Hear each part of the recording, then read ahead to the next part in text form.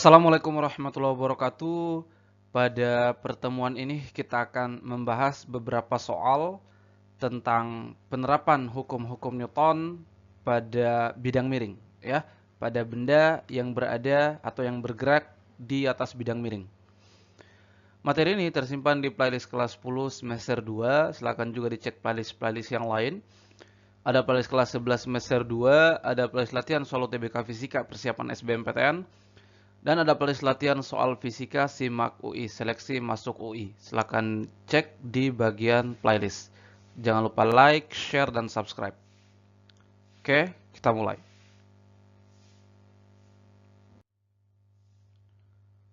Soal pertama, sebuah balok dilepaskan dari permukaan bidang licin dengan kemiringan alfa. Sudut ya. Jika diinginkan percepatan balok pada bidang tersebut sama dengan 50% dari percepatan gravitasinya, alfa tersebut bernilai, oke, kita gambarkan ya. Jadi ada bidang miring, kemudian ada benda atau ada balok ya yang dilepaskan, dan tentu balok ini akan bergerak ya ke bawah. Dan bidang ini licin ya, bidang sentuh dari benda ini licin, permukaan bidang miring ini licin, dan sudut kemiringannya alfa, dan alfa ini yang kita mau cari ya. Nah, maka khusus untuk bidang miring ini ya, kita sudah pernah membahas tentang benda yang berada di bidang miring. Ya, bahwasannya kalau benda seperti ini kita letakkan ya, ada gaya yang menariknya ya, yaitu gaya berat. Lebih khusus adalah komponen gaya berat yang sejajar dengan bidang miring ini. Ya. Nah, itu kita sudah bahas. Ya, kita sudah bahas, silakan kalian cek di playlist tadi. Ya, kita sudah bahas khusus ya bagaimana kalau benda berada di bidang miring ya, dan gaya apa yang menariknya, dan gaya apa yang mempertahankan benda agar tetap berada di bidang miring. Oke, benda bergerak dengan percepatan sebut saja A ya, bergerak sejajar bidang miring ini. Ya. Nah, di konten tersebut ya yang pernah kita bahas bahwa kalau pada benda bergerak di atas bidang miring, sumbu X dan Y kita ubah ya, sumbu X dan Y kita ubah. Sumbu X menjadi sejajar bidang miringnya, ya, sumbu X menjadi sejajar bidang miring, sedangkan sumbu Y tegak lurusnya, tegak lurus bidang miringnya. Sekali lagi, pada kasus benda yang bergerak di bidang miring, sumbu X dan Y-nya kita ubah ya, sumbu X menjadi sejajar bidang miring, sedangkan sumbu Y-nya tegak lurus. Ya, itu untuk acuan kita saja, acuan saja ya. Nah, di mana ya komponen gaya berat kan ke bawah sini ya. Saya tidak perlu gambarkan ya. Jadi gaya berat itu menuju pusat bumi ya, atau menuju pusat seperti ini. Kemudian dia punya komponen pada arah X dan komponen pada arah Y. Komponen pada arah X nilainya adalah W atau mg sin alfa. Sedangkan komponen pada arah X atau tegak lurusnya adalah W atau mg cos alfa. Ini kita sudah pernah bahas sekali lagi ya. Kenapa di sini menggunakan sin, di sini menggunakan cos? Kita pernah bahas. Silahkan cek di playlist tadi. Ya. Nah, jadi gaya berat ya kita cari komponennya pada sumbu X dan sumbu Y. Nah, sumbu X inilah, komponen sumbu X ini atau mg sin alfa ini yang menarik benda bergerak sejajar bidang miring yang menghasilkan percepatan A. Sedangkan WY atau mg cos alfa ini adalah berperan untuk mempertahankan benda agar tetap berada di atas bidang miring. Kemudian ada gaya normal. Ya, gaya normal yang tegak lurus bidang seperti ini. Nah, licin maka tidak ada gaya gesek ya. Nah, sekarang kita analisis. Jadi sekali lagi arah X itu yang sejajar bidang miring ya. Jadi sigma Fx sama M kali A. Benda hanya punya percepatan pada arah X saja, yaitu A. Percepatan pada arah Y 0 ya, karena benda hanya bergerak pada arah X. Sigma Fx sama M kali A. Gaya pada arah X hanya mg sin alfa saja ya. Jadi mg sin alfa sama dengan M kali A. M-nya saling membagi, maka G sin alfa sama dengan ya M kali A. Nah, di sini ya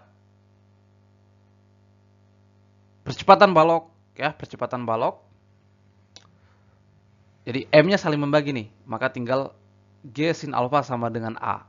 Nah, A-nya ya, percepatan balok tersebut sama dengan 50% dari percepatan gravitas. Jadi A kita ganti 50% kali G.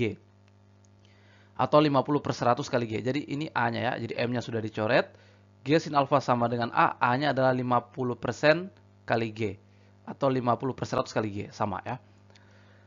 G-nya saling membagi, maka sin alfa sama dengan 50/100 atau 5/10 atau 1/2. Ya.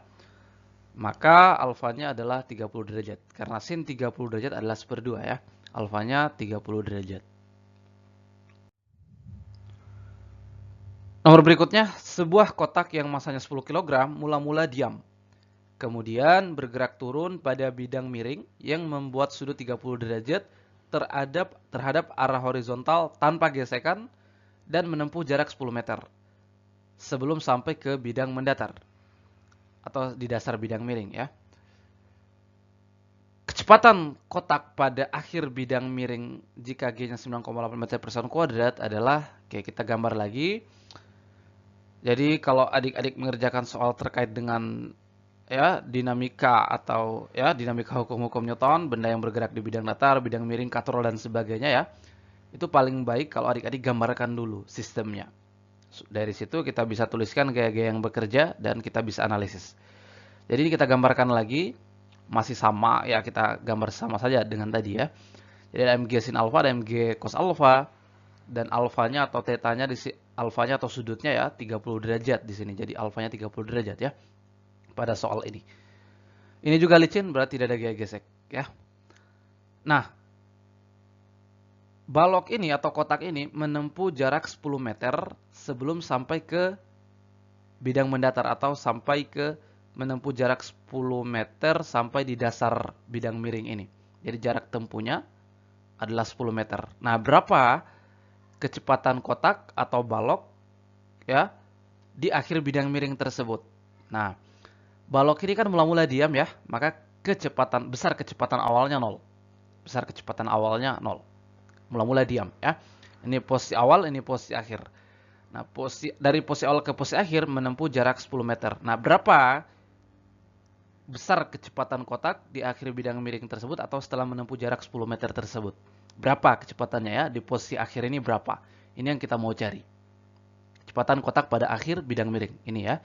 Ketika bendanya di sini berapa kecepatannya? Maka kalau seperti ini kita harus menggunakan juga ya rumus-rumus di kinematika. Ya, khususnya kinematika gerak lurus berubah beraturan. Itu kita pakai juga di sini ya, di materi semester 1, semester yang lalu ya. Ini kan semester 2 nih. Materi semester lalu ada materi GLBB, rumus dasarnya ada 3, ini ya. Nah, ini kita pakai juga. Kita pakai juga di sini. Nah, maka ya kita harus cari dulu percepatan benda. Ya, jadi yang menghubungkan persamaan dinamika dan kinematika atau hukum-hukum Newton dengan kinematika ini adalah nilai percepatan ya.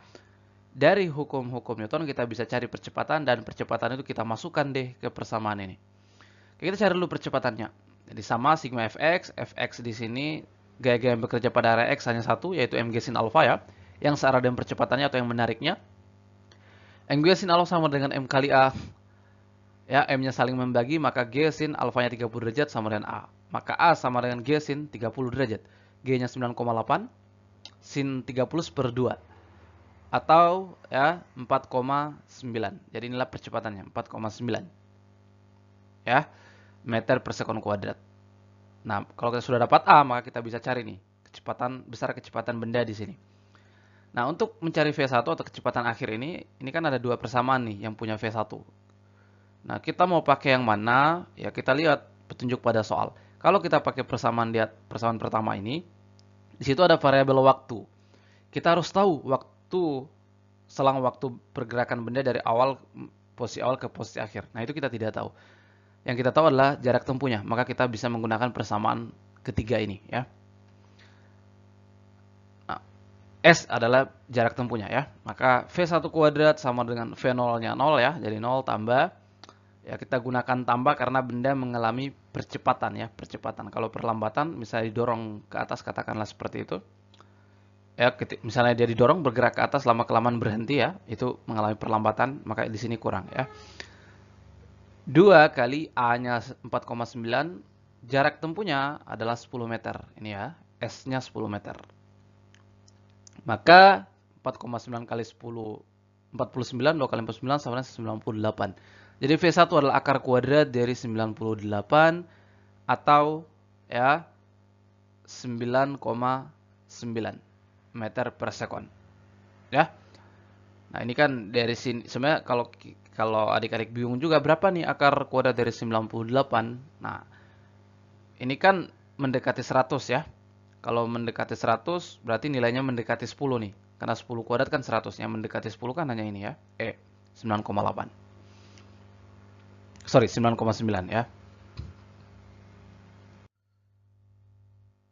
Oke, nomor terakhir. 2 balok dengan massa masing-masing 3 kg dan 5 kg. Ini gambarnya ya. Dihubungkan dengan tali. Kedua balok bergerak menurun nih bidang miring dengan sudut kemiringan 37 derajat. Ini ya. Koefisien gesek kinetik untuk balok 3 kg adalah 0,4, sedangkan untuk balok 5 kg adalah 0,3. Percepatan masing-masing balok dan tegangan dalam tali ya adalah ini. Sin 30 derajat adalah 0,6. Oke, kita mau cari percepatan dan tegangan tali. Nah, percepatan masing-masing balok kita tahu percepatannya sama ini ya. Baik benda 3 kg dan 5 kg percepatannya sama karena tali ini tidak mulur ya. Talinya tegang ya, tidak mulur. Dan kita mau cari tegangan talinya. Oke, kita tulis langsung yang diketahui ya, sebut saja benda 3 kg ini benda 1 ya, massanya M1, kemudian benda 5 kg ini benda 2 ya, jadi M2 5 kg. Nah, koefisien gesek kinetik balok terhadap lantai ya, terhadap bidang miringnya untuk benda 1 0,4, untuk benda 2 yang 5 kg 0,3 ya. Sin 30 derajat adalah 0,6 atau 6 per 10 atau 3 per 5 ya. Oke, seperti biasa kalau kita menyelesaikan ya, menganalisis benda menggunakan hukum Newton, maka kita harus gambarkan dulu diagram gaya bebasnya atau diagram gaya atau gaya-gaya yang bekerja pada sistem kita ya. Nah, pada benda satu ya, ya sama juga ada W sin W tadi kan yang menarik benda atau yang sejajar, komponen gaya berat yang menarik benda atau yang sejajar dengan bidang miringnya ini ya adalah W sin theta atau sin alfa sama saja ya, sin sudutnya, sudut kemiringannya. Nah, W-nya ya karena kita tinjau benda 1 maka W1, sinnya 37 derajat. Nah, kemudian di sini kan ada gaya tegangan tali nih yang saling berlawanan. Ya, yang saling berlawanan. Gaya tegangan tali di tengah ini arahnya saling berlawanan, yang mengarah ke bawah, yang bekerja pada benda 1, yang mengarah ke atas yang bekerja pada benda 2. Ya. Sehingga gaya yang mengarah ke bawah ini ada 2, ada W 1 sin 30 derajat ya. Dan ada T ya. Jadi sini ada 2 gaya nih. Yang mengarah ke bawah ada W sin 37 derajat dan ada T. Sekali lagi T yang mengarah ke atas yang bekerja pada benda 2, yang mengarah ke bawah yang bekerja pada benda 1. Jadi seperti ini. Kemudian karena kasar ada gaya gesek ya, karena bendanya bergerak ke bawah maka gaya geseknya mengarah ke atas seperti ini ya. F1. Gaya gesek yang tentu saja gaya gesek kinetis yang kita maksud ya, karena benda bergerak ya. F1, gaya gesek yang bekerja pada benda 1. Oke. Itulah gaya-gaya yang bekerja pada arah X. Ada 3 gaya ya. W1 sin 37 derajat sama arahnya dengan T, kemudian berlawanan arah dengan F1. Nah, sedangkan pada arah Y itu hanya ada 2 gaya. Seperti tadi sama persis ya. Ada yang W1 cos 37 derajat dan ada gaya normalnya, N1. Ya. Jadi sumbu X ada 3 gaya, sumbu Y ada 2 gaya. Berikutnya pada benda 2 ini juga sama, W2 sin 37 derajat. Nah, hanya tegangan talinya itu mengarah ke atas. Karena tadi ya, Ini saling berlawanan, yang mengarah ke atas bekerja pada benda 2, mengarah ke bawah bekerja pada benda 1.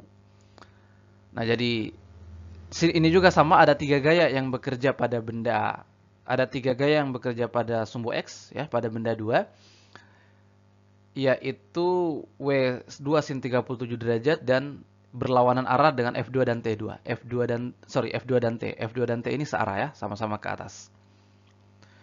Sedangkan pada arah Y itu 2 juga, W2 cos 37 derajat dan N2, gaya normal yang bekerja pada benda 2. Oke, inilah diagram gaya yang bekerja pada sistem kita.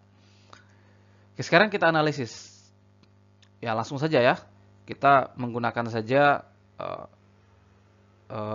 hukum Newton yang menganalisis satu kali secara kesatuan ya, tidak perlu kita pisah benda 1 dan benda 2. Barangkali itu terlalu panjang. Kita langsung satu kali saja ya menganalisis ini, jadi sigma fx sama sigma m kali a. Nah, pada arah x ya kita tahu yang bernilai gaya yang bernilai positif itu yang searah dengan gerak benda. Jadi yang bernilai positif yang searah dengan gerak benda nih. Jadi yang bernilai positif ini dan ini ya, yang warna merah ini yang bernilai positif karena searah dengan gerak benda. Yang warna biru itu yang bernilai negatif karena berlawanan dengan gerak benda atau yang menahan gerakan benda. Ya, sehingga yang warna biru itu bernilai negatif. Oke, maka kita mulai dulu dari benda 2 ya, dari yang paling bawah. Jadi W2 sin 37 derajat kurang F2, ya kan? Karena F2 kan sebaliknya ya, mengarah sebaliknya, kurang T. Ya, karena F2 dan T kan mengarah ke atas ya, melawan gerak benda. Kurang F2 kurang T. Oke, pada benda 2 selesai, sekarang masuk ke benda 1. Benda 1 ini juga tambah ya, karena ini searah dengan gerak benda, positif ya, jadi tambah. Kemudian di sini ada T juga. Ya, jadi yang warna merah ini yang bernilai positif, ada W1 sin 37 derajat dan ada T juga ya, T. Jadi tambah ini tambah T. Kurang F1. Ya, kurang F1 karena jadi yang warna merah ini yang bernilai positif, yang warna biru bernilai negatif karena berlawanan dengan gerak benda atau yang menahan benda. Kurang F1. Nah, sigma M, M1 tambah M2 dalam kurung kali A. A-nya sama nih ya. Jadi ini sebenarnya M1 kali A tambah M2 kali A. Atau M1 kali A1 tambah M2 kali A2. A1 dan A2-nya sama ya. Jadi kita bisa faktorkan seperti ini. Nah, untuk sigma fx-nya selesai. Sekarang kita lanjutkan masukkan angka-angkanya. W2 itu sama dengan M2 kali G ya. Sin 30 derajat ada 3/5. Gaya gesek itu kan rumusnya koefisien gesek kali gaya normal ya. F2 koefisien gesek pada benda 2 kali gaya normal pada benda 2. Nah, T-nya saling menghilangkan nih. Negatif dan positif ya. Saling menghilangkan. Jadi 0 ya. Jadi T-nya hilang. Lanjut ke W1 adalah M1 kali G. Sin 37 derajat 3/5. Kurang F1-nya koefisien gesek kali gaya normal ya. Untuk benda 1. M1 tambah M2, 5 tambah 3, 8. Jadi 8A. Nah, kita langsung saja G-nya kita pakai 10, M2-nya adalah 5, berarti 5 kali 10, 50, kali 3/5 kurang, mu2 adalah 0,3. Nah, N2-nya berapa? Nah, N2-nya kita bisa cari dari sigma Fy. Sigma Fy-nya kan 0 nih. 0 ya, karena benda tidak bergerak pada arah Y, tidak ada komponen gerak pada arah Y, tidak ada komponen percepatan pada arah Y. Jadi sigma Fy-nya 0. Sehingga kalau sigma Fy-nya 0, di sini kan pada benda 2 ini ya, gaya pada arah Y ada 2 nih, N2 dan W2 cos 37 derajat. Ya. Kalau sigma Fy-nya 0, maka pasti N2 sama dengan ini, ya kan? N2 sama dengan W2 cos 37 derajat, pasti sama. Pasti sama kuatnya nih, karena 0 kan? Sigma F-nya 0, jadi ini dengan ini pasti sama ya. Maka N2 sama dengan ini ya. Kemudian tambah M1-nya M1 kali G, M1-nya 3, 3 kali G, 3 kali 10, 30 ya, 3 kali 3/5 kurang mu1 adalah 0,4. Sama juga N1 sama dengan ini ya. N1 sama dengan ini. Ya, N1 sama dengan ini. Ini ya, sama. Sama dengan 8A. Maka ini 50 bagi 5, 10, 10 kali 3, 30 ya, kurang ini M2G ya 5 kali 10 50 kali. Nah, berapa cos 37 derajat? Sin 30 derajat 3/5. Ini kan perbandingan si depan per si miring ya. 3/5. Maka sisi apitnya pasti 4. 3, 4, 5 ya kan? 4. Ini kan 3, si miringnya 5, berarti si apitnya 4. Cos itu kan si apit per si miring, atau si dekat per si miring. Si dekatnya 4, si miringnya 5, jadi 4 per 5. Maka cos 37 derajat adalah 4 per 5. Tambah, ini 6 kali 3, 18, kurang ya. Ini M1 kali G, 3 kali 10 ya. 30 kali cos 30 derajat juga 4 per 5 ya, sama dengan 8A. Maka ya, ini menjadi, ini 10 kali 4, 40, tambah ya. Ini 6 kali 4, 24 ya. Nah, ini 30 kurang ini sama dengan 12 ya. Ini 0,3 kali 40, 12. 18 ini 16, ini 1, 89 ya, 9,6. Sama dengan 8A. 30 kurang 12, 18. Tambah 18 kurang 9,6 adalah 8,4. Ya, sama dengan 8A.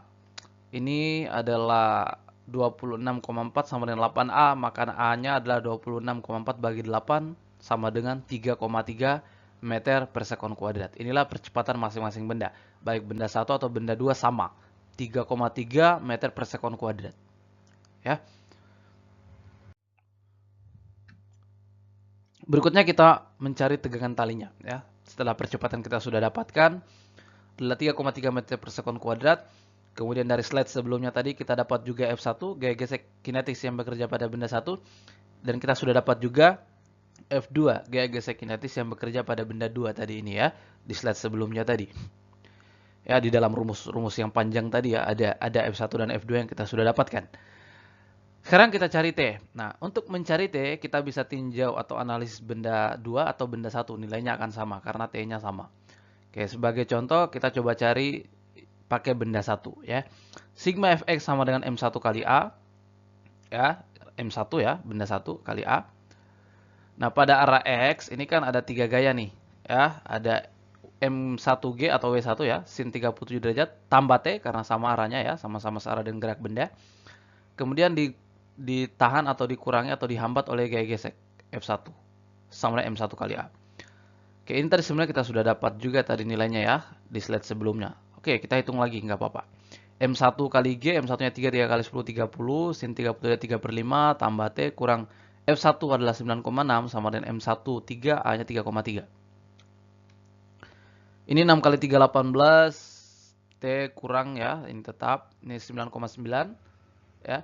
18 kurang 9,6 adalah 8,4. Ya. Tambah T sama dengan 9,9. Maka T-nya adalah 1,5 Newton. Ya kan? 8,4 tambah 1,5 kan 9,9 nih. Jadi T-nya 1,5 Newton. Oke, jadi dari benda 1 kita sudah dapat T-nya. Oke, kita coba tes lagi pada benda 2. Apakah sama atau tidak? Harusnya sama ya. Harusnya sama. Kalau sama berarti hitungan kita benar. Pada benda 2 ya, sigma Fx sama M2 kali A. Ya, ini MW2 atau M2G sin 30 derajat kurang T kurang F2 karena T dan F2 melawan ya. Kurang T kurang F2 sama M2 kali A.